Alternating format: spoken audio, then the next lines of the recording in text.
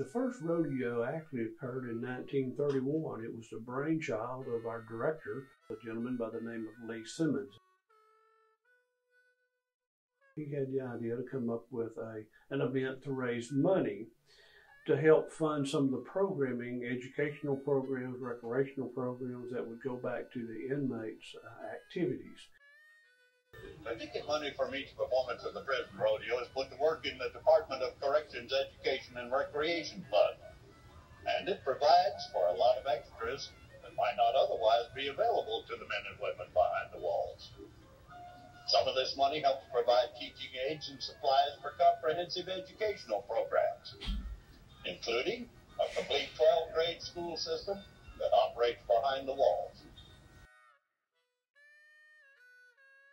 So there were some really foresightful thinking by Mr. Simmons to come up with this event so he could use some of those monies to help fund more book purchases, more hiring of teachers, things of that nature, so that he could give a better education program to the inmates. For about 15 years, I'm a retiree of the state of Texas. I worked for the State Department of Corrections for 30 years. During that process, I was a warden for 19 years. I also retired as the deputy director, below the director of the agency. Well, it took place in the arena there in Huntsville, Texas. There is a facility more formally called the Huntsville Unit. Informally, it's more known as the Walls Unit. And that was the very first location that the very first prison in the state of Texas was built in 1848.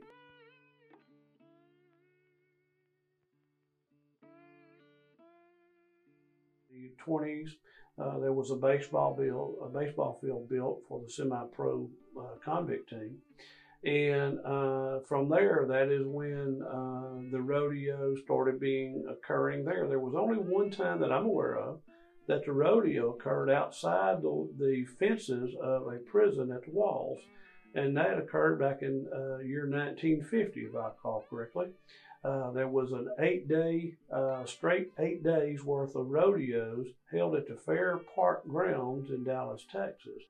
The inmate participants were shipped up to the Dallas Fairgrounds. There was a temporary fence built around the sleeping quarters where the inmates and contestants were going to be allowed to stay. It was somewhat of a security nightmare because it was the first time that anything like that had happened. It was the only time anything like that happened. And it is also the only time that the rodeo occurred twice in 1 year. The rodeo did not take place in 1 year, and that was in 1943 because of the war. No women were allowed to participate in any of the more, dangerous events, you might say, such as bronc riding, the wild milking contest, the hard money, or even the bull riding. However, there were some events that the women inmates were allowed to participate in.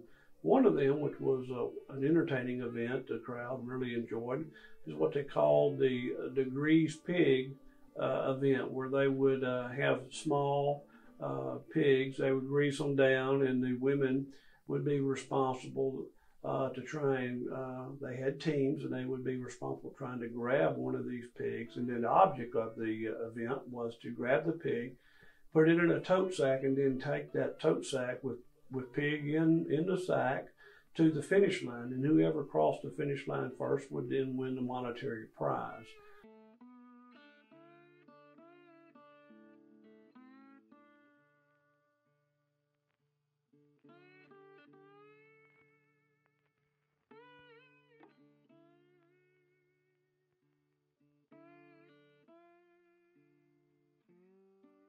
The last rodeo was held in 1986.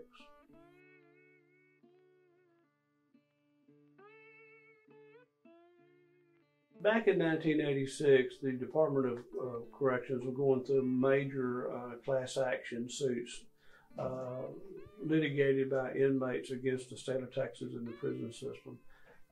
That had a lot to do with it, but more importantly, I would say that the biggest reason was the rodeo arena that was originally started out as a wooden stand baseball field for the prison semi-pro baseball team, which was then used as the prison rodeo event.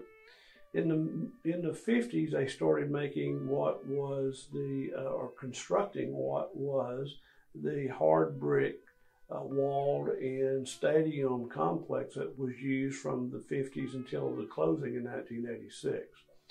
The biggest reason that the rodeo was closed because the structure was needing a lot of repairs, and there just wasn't enough revenue, they say, generated from the gate to make those constructs happen.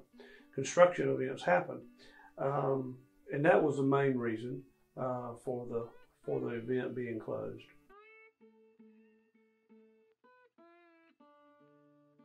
They ride a rocky road to glory, but they won't give up until they hit bottom.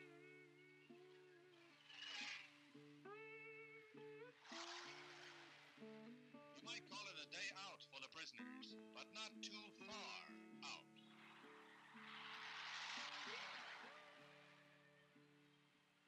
100,000 spectators attend 4 performances this year, and it's thrills like this that draw the crowds. He's a bull with just one thought: get off my back.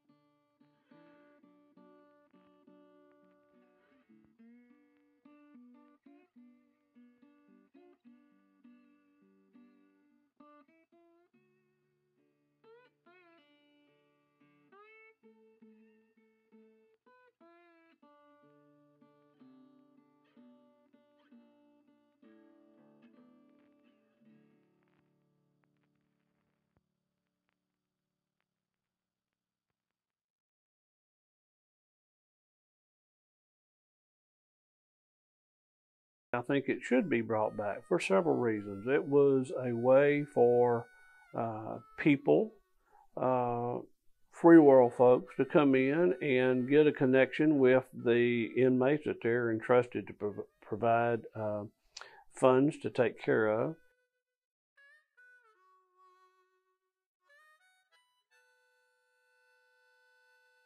It gave the inmates an opportunity on the facilities that behaved, that wanted to get off their prison side and get some taste of freedom, to come and witness something of that event. But more importantly, or just as importantly, it was a very good economic boost for the community in Huntsville, from all of the store owners, the restaurants. All of those benefited from the many, many tourists that come to the town of Huntsville to witness the Sunday event.